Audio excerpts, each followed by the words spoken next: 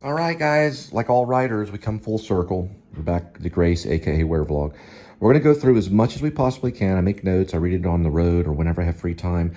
I make notes on the side, what I call a tally sheet. It goes by number by number. We're working on page 11. We're actually just on page 11 right now. So what I do is I try to make it presentable, try to make it understandable, and I try to stay away from things like directing shots too much. It's just my own personal thing. You can see here I have a tracking shot following Grim Vlogger and Vlogpire. When you absolutely know that there's got to be like a tracking shot or a wide shot, go ahead and add it in there. But if you're unsure, don't put it in there. Because if you're going to be the director and you show up and you got all this unsure stuff, and you're just going to be crossing stuff out of the script. Because you're going to have a production of the script eventually. And when you get on set, things are going to change. I promise you, I know this. I've tried to do a couple of feature films on my own with small budgets. I mean, very small budgets. We're talking like maybe under $1,000 and stuff. Very, very low budget films. This one requires money. So this will not be attempted unless we get funding. So I'm trying to make it presentable to the reader. If I were to present this to, I don't know, like Cooper or Mark Wahlberg, or let's say if I presented it to, even if I give it to Grim Life Collective, I want them to be able to read it and see, hey, this guy at least did some proofreading, you know? But there's all different types. The main guy I want to get is Gary Oldman. I want to get him involved. It's a horror comedy, but it started off as a fighting film. So what I originally always talk about Grace, aka Werevlog, is originally it was called Grace. It was loosely based on a guy named Hoist Gracie, who was one of my favorite mixed martial artists. He was a Brazilian jiu-jitsu fighter, one of the greatest in the world. About 170, 175. He would take on guys that were like 220. Okay, normal looking dude, and he would submit them all because he was an intelligent fighter. Well, I didn't know a whole lot about Hoist Gracie, and so I was inspired by him. But whenever I got to about page 30, I said, you know, I feel like I'm taking from the movie The Fighter, which was Mark Wahlberg and Christian Bale's masterpiece. I think it's one of the greatest fighting films other than Rocky, and of course also Raging Bull. The Fighter is a very good film.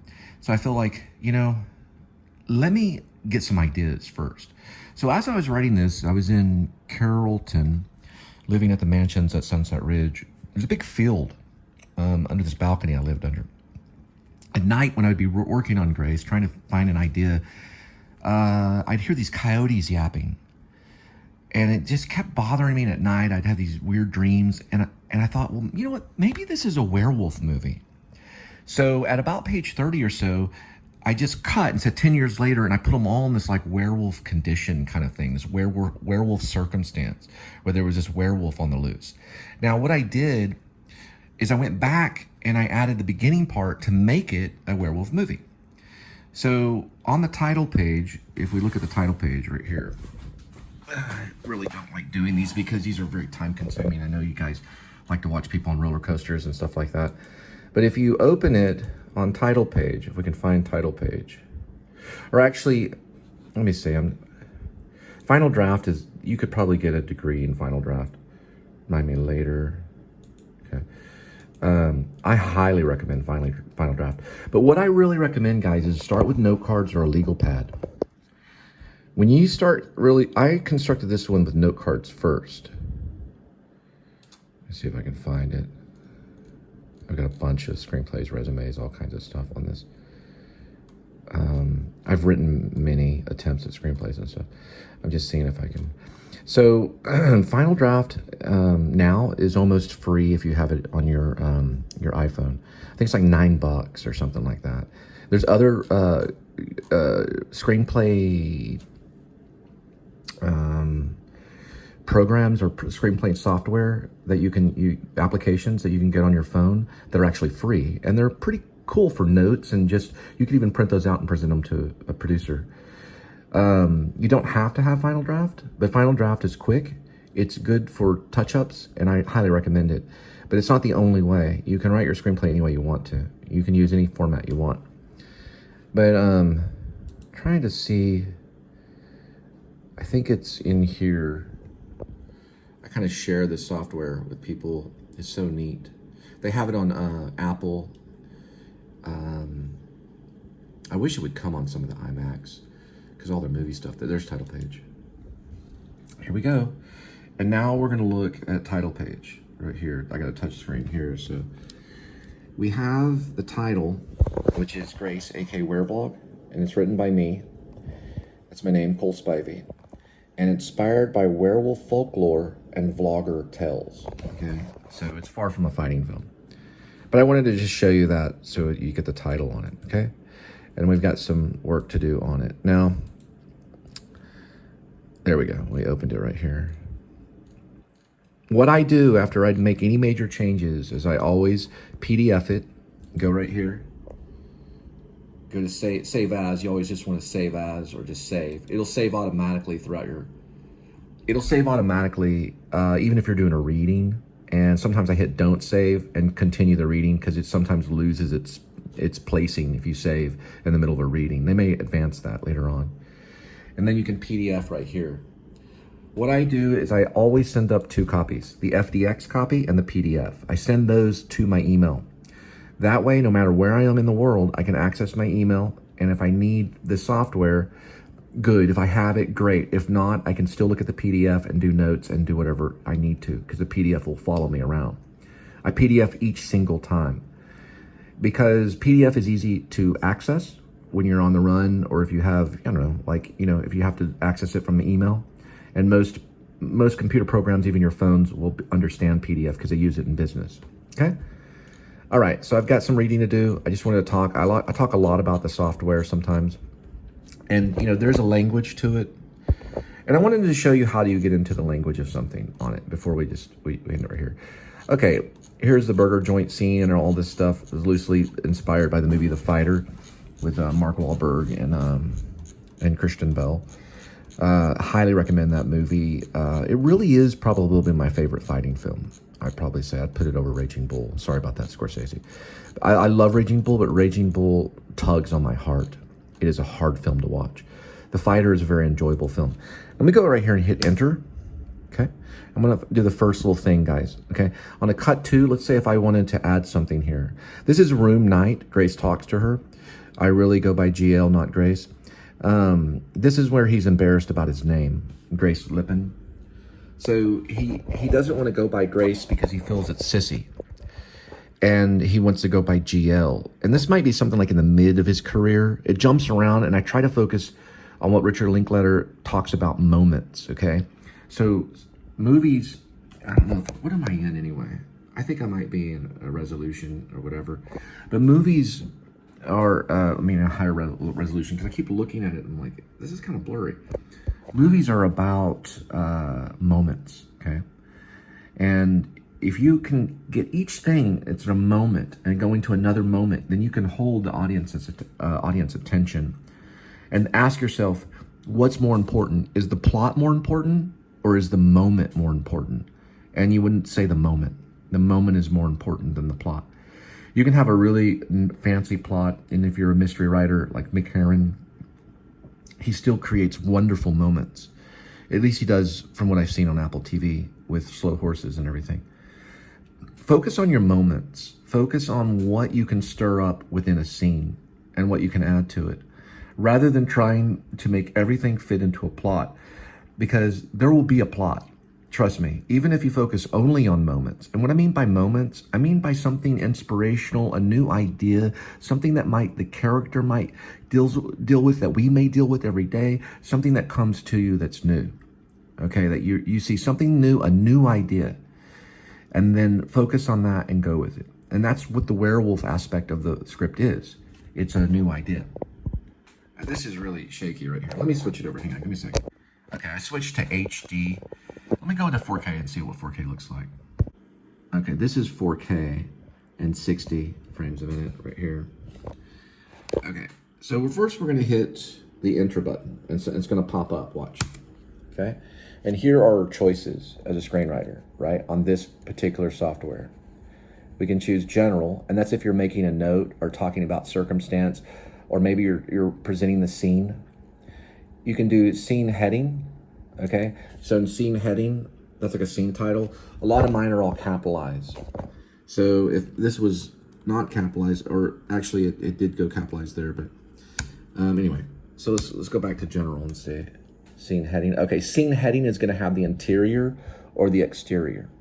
Okay, general is just going to be like, you can do just a word or something right here, like W-O-R-D, right? Or if I wanted to make it, and it's going to be, yeah, title. Okay, so it's going to be all capital. Okay. And now let's hit enter again. Okay, we can also go to action. So action is A. So it'll go into, like, Grace. Let's make, we always capitalize his name. Grace walks. So action looks like that's going to be all in capital too. I was looking at how walks around. Okay, so that's like action that's happening. That's in uppercase. And then we go to right here, which is character. And that will show where the dialogue goes. That's what they're going to want to know. And let's say if Grace is going to speak, his name will pop up because I've used him so many times. And then you hit enter. And then you would say, hey, right? I'm just showing you, so this is not in the script. Now, also, let's say we hit enter again, enter. And we have another one too, right here. Try it one more time. Gotta hit it a couple times, there we go.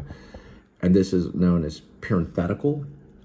And parenthetical could be like coughing or something, and it can be underneath the character's,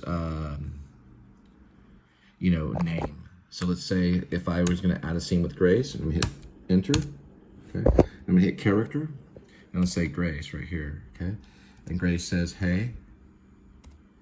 Let's say he, right here, is heavy breathing. So let's go to parenthetical P, and just say,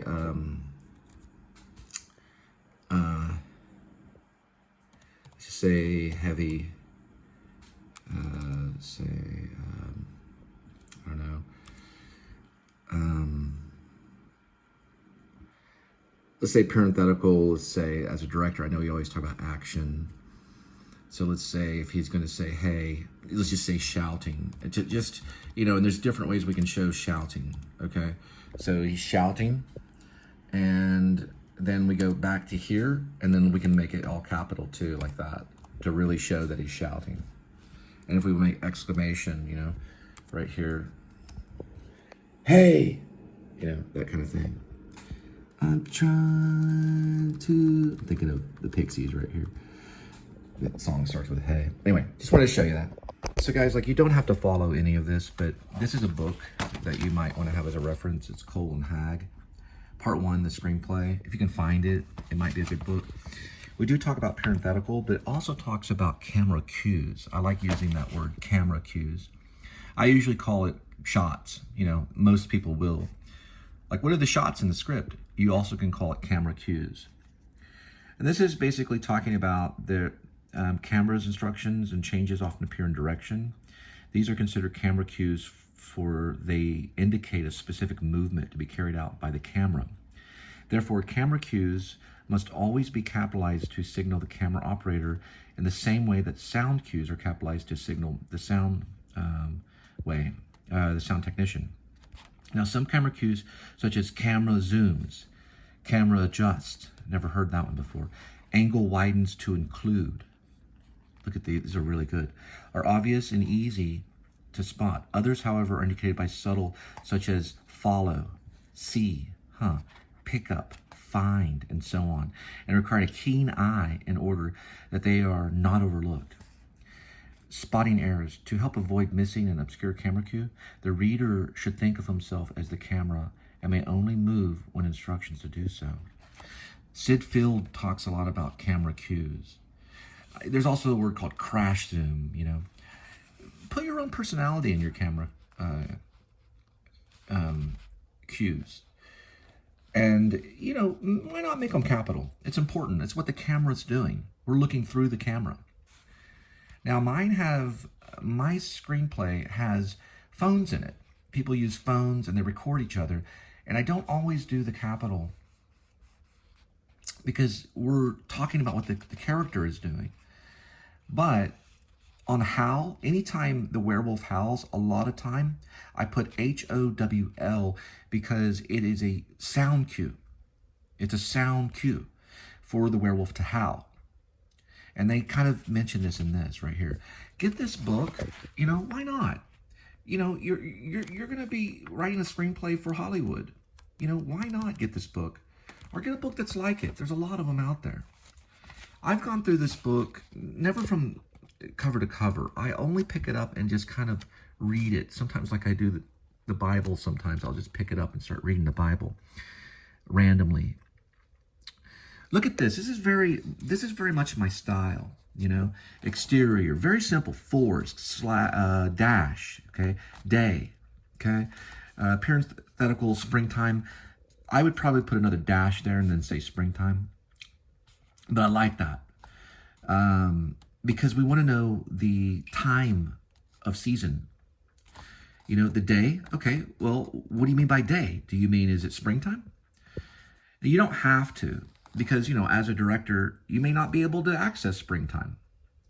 But for this stage direction, right, because this is based all on the play, right, the theater play. Because we had theater for 2,000 years far before we had film. But they are saying we're going to say springtime for day. This might be something I might use. Camera picks up. Let me look at this right here. Purple twilight and slowly moving over the lush forest primeval. And let's see, there's a number 2. We hear 3, Tiny Tim's version of Tiptoe Through the Tulips. 4 in the BG. And I guess that'd be background. As the camera picks up, 6, Red Riding Hood, who enters. 7, the scene skipping merrily. Follow 8, her as she glides down the path and then stops to pick up a nosegay of wildflowers. Suddenly there is an off-screen. Now, I was always told to do parentheses on off-screen, especially when you're dealing with a character, because the character may be speaking. Put that off-screen in parentheses. They didn't do it here because they're showing something here about stage direction. Sound of a twig breaking. Red Riding Hood looks up, listening to the low, deep voiceover groaning, and then we have parentheses emanating from the bushes in the FG foreground. It would be FG, pull back, reveal the wolf, grumbling, A.D.W.C, curse about the thorn in his paw. Yeah, this can be overwhelming, but this is also something that may help you. See, here, the witch, off screen, you see? Parentheses, so we know that it's not witch OS, but it's witch, parentheses, off screen, so we know that the sound or the dialogue is off screen. Stay where you are, my lovelies, right? It's off screen. Anyway, there's some notes to take too. It's kind of a workbook. It's a pretty cool little thing. What I also think is cool too is they show printed titles. This little movie thing we got. Here's one of the fonts of Hong Kong Harry. And covers, film series. Look at this, NBC, Little House on the Prairie. It's like a teleplay. Portrait of Love by Michael Landon. You know, these are all probably, you know, they went through editors and made them very, you know, workable for production. And it's old school too. Now, I highly recommend Raising Arizona to help you if you're doing comedy. Look at this. Look what they do here. Look, interior trailer bedroom. Now, this is the published script, exterior trailer, Twilight. So it's a little fancy. This is not the production script. But look at High's POV. We talk about POV, or the POV. Back to High. You know, they're just saying back to High. Because as they're confident about who they are as a director, the Joel Coen and Ethan Coen.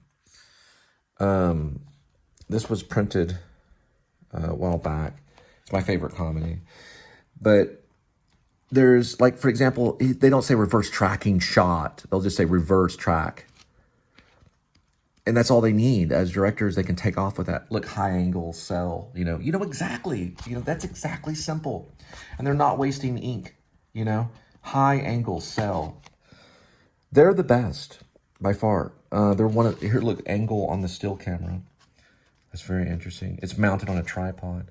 A pretty young woman in a severe police uniform peers out from behind it.